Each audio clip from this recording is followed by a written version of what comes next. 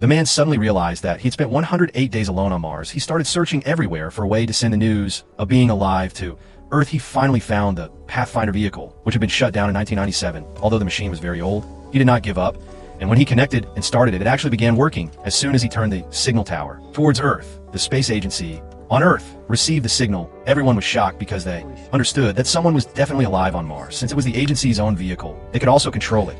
Meanwhile, the man sitting on Mars also saw that the Pathfinder had started working, although the machine was very old and took half an hour or to send just one word. This gave him hope that he was not alone. He immediately brought some whiteboards and pens, wrote simple words on them, and placed them in front of the camera. In some time, the people on Earth got his message. Everyone became very happy and started talking through gestures, the help of the camera. Then the man thought that the way of talking should be made faster. So he made a circle of 16 letters around the camera, and the people on Earth did the same.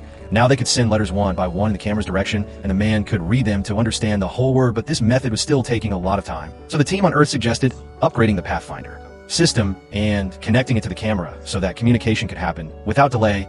Everyone was happy because now they could communicate directly, but there was another big problem. If someone from Earth came to rescue him, he would have to keep himself alive for 4 years. Man said he had learned the technique of growing potatoes on Mars, and not just for 4 years. He could live alone for even 40 years. But the very next day, a big accident happened. The pressure difference in the lab became so great that there was a huge explosion, and the glass of his spacesuit broke. Oxygen started leaking, so he closed it with tape. When he returned to the lab, he saw that all the potatoes were covered with ice and were dead. This was his only hope for survival, which was now gone. He sent this news to Earth and said the process of sending the rocket should be expedited. The space agency immediately launched a new rocket, but shortly after the rocket exploded in the air.